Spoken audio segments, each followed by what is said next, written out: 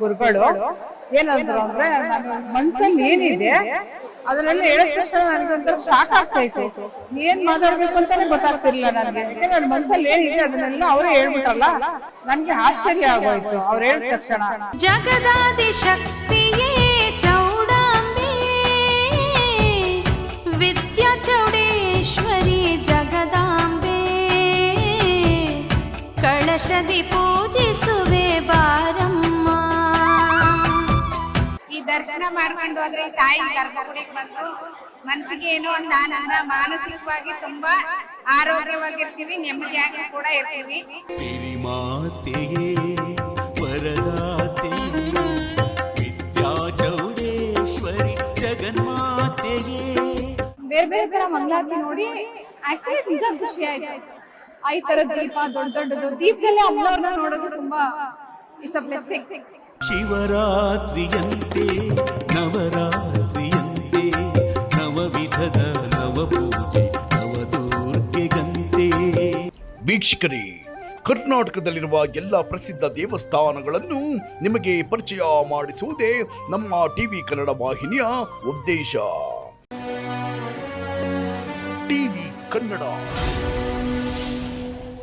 ಈಗ ನಾವು ನಿಮಗೆ ಪರಿಚಯ ಮಾಡಿಸಲು ಹೊರಟಿರುವ ದೇವಸ್ಥಾನ ಹಂಗರಹಳ್ಳಿ ಶ್ರೀ ವಿದ್ಯಾ ಚೌಡೇಶ್ವರಿ ಶ್ರೀಮಠ. ಮನಸ್ಸಿನಲ್ಲಿ ಅಂದುಕೊಂಡಿದ್ದನ್ನು ಕಳಸದಲ್ಲಿ ನಿಖರವಾಗಿ ಬರೆಯುವ ಕಳಸ ಬರವಣಿಗೆಯ ಮೂಲ ದೇವಸ್ಥಾನ ಹಂಗರಹಳ್ಳಿ ಶ್ರೀ ವಿದ್ಯಾ ಚೌಡೇಶ್ವರಿ ದೇವಸ್ಥಾನ.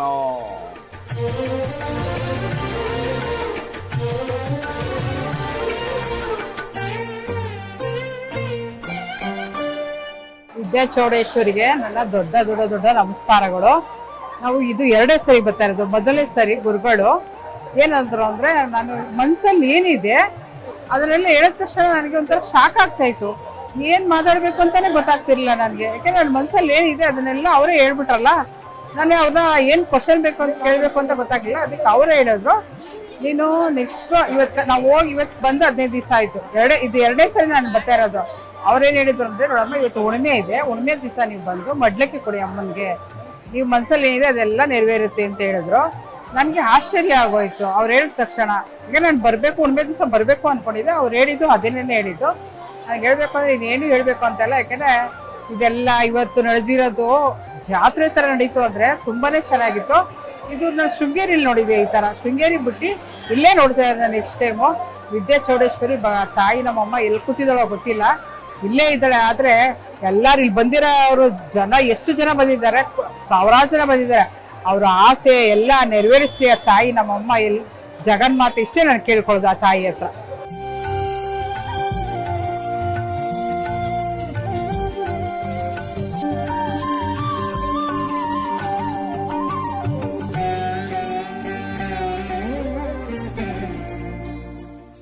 ಸುಮಾರು 2.5 ವರ್ಷದಿಂದ ಇಲ್ಲಿಗೆ ಬರ್ತಾ ಇದ್ದೀವಿ. ಈ ಕ್ಷೇತ್ರಕ್ಕೆ ಬಂದ್ಮೇಲೆ ನಮ್ಗೆಲ್ಲ ರೀತಿ ಅನುಕೂಲ ಆಗಿದೆ. ಎಜುಕೇಶನ್ ಆಗಿರ್ಬೋದು ಅಥವಾ ಹಣಕಾಸಿನ ವಿಚಾರ ಆಗಿರ್ಬೋದು ಎಲ್ಲ ಚೆನ್ನಾಗಿ ಆಗಿದೆ. ಆಮೇಲೆ ನಮಗೆ ಒಂದು 15 ದಿನ 1 ತಿಂಗಳು ಈ ದೇವಸ್ಥಾನಕ್ಕೆ ಬರಲಿಲ್ಲ ಅಂದರೆ ಏನೋ ಒಂಥರ ಮನಸ್ಸಲ್ಲಿ ಕಸಿಮಿಸಿ ಆಗುತ್ತೆ. ಈ ತಾಯಿ ದರ್ಶನ ಮಾಡಬೇಕು ಅಂತ ಅನಿಸುತ್ತೆ. ಈ ದರ್ಶನ ಮಾಡ್ಕೊಂಡು ಹೋದರೆ ಈ ತಾಯಿ ಗರ್ಭಗುಡಿಗೆ ಬಂದು ಮನಸ್ಸಿಗೆ ಏನೋ ಒಂದು ಆನಂದ, ಮಾನಸಿಕವಾಗಿ ತುಂಬ ಆರೋಗ್ಯವಾಗಿರ್ತೀವಿ, ನೆಮ್ಮದಿಯಾಗಿ ಕೂಡ ಇರ್ತೀವಿ. ಇಲ್ಲಿಗೆ ಬಂದ್ಮೇಲೆ ನಮ್ಮ ಸ್ಥಿತಿಗತಿ, ಆರೋಗ್ಯ, ಮಕ್ಕಳ ವಿದ್ಯಾಭ್ಯಾಸ ಎಲ್ಲ ಸುಧಾರಿಸಿದ್ವಿ.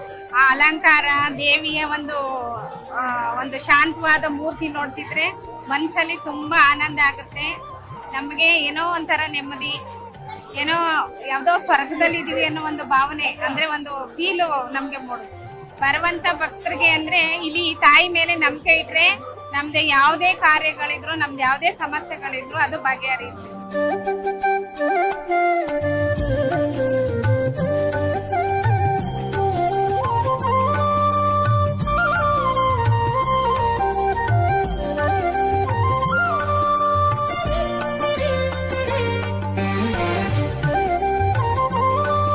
ಮೊದಲನೇ ಸಲ ಇಲ್ಲಿ ಬರ್ತಾ ಇರೋದು. ತುಂಬಾ ಖುಷಿ ಆಯ್ತು ನೋಡಿ. ಅಭಿಷೇಕ, ಅಮ್ಮನವ್ರದ್ದು ಪೂಜೆ ಅಂತೂ ತುಂಬಾ ಚೆನ್ನಾಗಾಯ್ತು.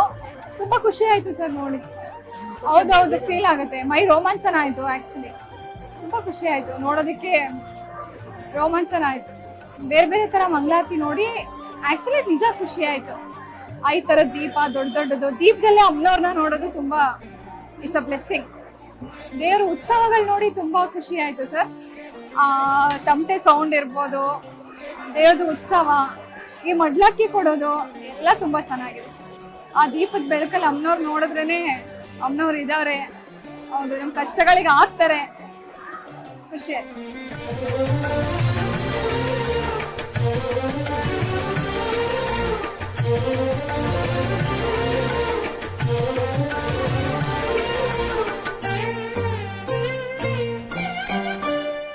ನನಗಂತೂ ದೇವ್ರ ನೋಡಿದ ತಕ್ಷಣ ಅಮ್ಮನ್ನ ನನ್ಗೆ ಒಂಥರ ಮೈಯೆಲ್ಲ ಒಂಥರ ರೋಮಾಂಚನ ಆದಂಗ ಆಗೋಯ್ತು.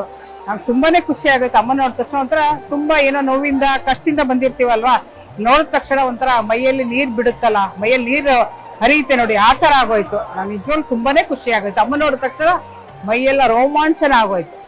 ಇಲ್ಲಿ ಒಂಥರ ಅಲ್ಲ, 2 ತರ ಅಲ್ಲ, 15 ತರ ಮಂಗಳಾರತಿ ನೋಡಿದೀನಿ.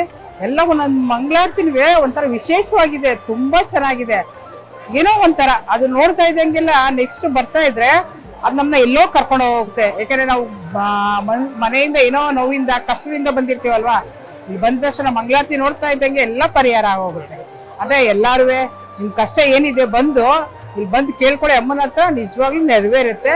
ಆದ್ರೆ ಯಾರೋ ಒಬ್ರು ಹೇಳಿದ್ರು ಅಂತ ಬರ್ಬೇಡಿ, ನಿಮ್ ಮನಸ್ಸು ಪೂರ್ತಿಯಾಗಿ ಬನ್ನಿ, ಅದು ಕಷ್ಟ ನೆರವೇರುತ್ತೆ. ಯಾಕಂದ್ರೆ ನಮ್ದು ಏನೋ ನೋವಿರುತ್ತೆ, ಯಾರ ಹತ್ರನೂ ಹಂಚ್ಕೊಳಕ್ಕಾಗಲ್ಲ, ಅಮ್ಮನ ಹತ್ರನೇ ಹಂಚ್ಕೊಳಕ್ಕಾಗೋದು. ಅದೇ ಅದಕ್ಕೋಸ್ಕರ ಇಲ್ಲೇ ಬನ್ನಿ, ಇಲ್ಲೇ ಬಂದು ದೇವ್ರ ದರ್ಶನ ಮಾಡಿ, ಒಳ್ಳೇದಂತೂ ಹಾಗೆ ಆಗುತ್ತೆ. ವಿದ್ಯಾ ಚೌಡೇಶ್ವರಿ ಅಂತ ಯಾರನ್ನೂ ಕೈ ಬಿಡಲ್ಲ. ಇಲ್ಲೇ ಬರ್ಬೇಕು ಅಂತಲ್ಲ, ಮನೇಲಿ ಬಂದು ನಮಸ್ಕಾರ ಮಾಡ್ಕೊಂಡು ಅರ್ಕೆ ಹೊತ್ಕೊಂಡು ಇಲ್ಲಿ ಬನ್ನಿ, ನೆರವೇರಿರುತ್ತೆ.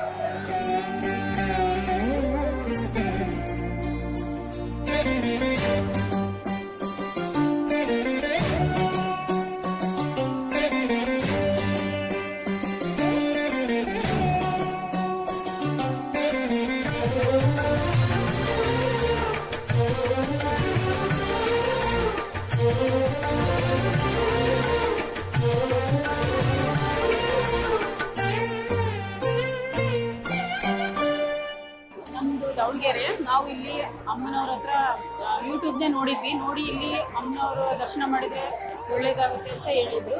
ಯೂಟ್ಯೂಬ್ನೇ ನೋಡಿ ಬಂದಿದ್ದೀವಿ. ಇಲ್ಲಿ ಅಮ್ಮನವ್ರ ಹತ್ರ ಬಂದ ಮೇಲೆ ನಮಗೆ ಸ್ವಲ್ಪ ತುಂಬ ಒಳ್ಳೇದಾಗಿದೆ. ಮತ್ತು ನಮ್ಮ ಮನೆಯಲ್ಲಿ ಆಕ್ಸಿಡೆಂಟ್ ಆಯಿತು, ಎಲ್ಲ ಅವರಿಗೆ ಇದು ಆಗಿತ್ತು, ಕಾಲೇ ಇದಾಗುತ್ತಾ ಇತ್ತು.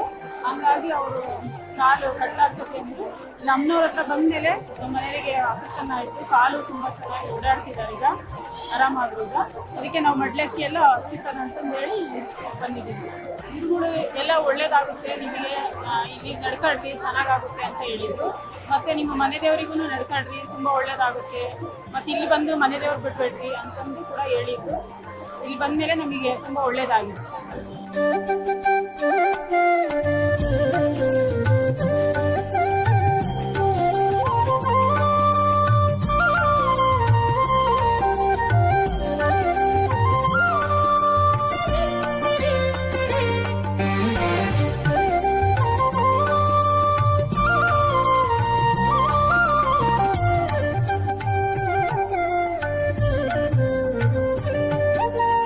ನೋಡಿದ್ರಲ್ಲ ವೀಕ್ಷಕರೇ, ಶ್ರೀ ವಿದ್ಯಾ ಚೌಡೇಶ್ವರಿ ಶ್ರೀಮಠದ ಅದ್ಭುತ ಘಟನೆಗಳನ್ನು ನೋಡಿ ತಾವು ಕೂಡ ವಿಸ್ಮಯರಾಗಿದ್ದರೆಂದು ಭಾವಿಸುತ್ತೇವೆ.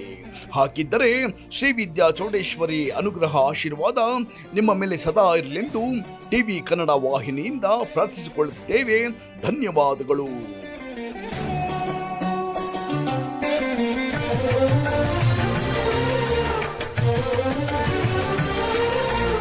Thank you.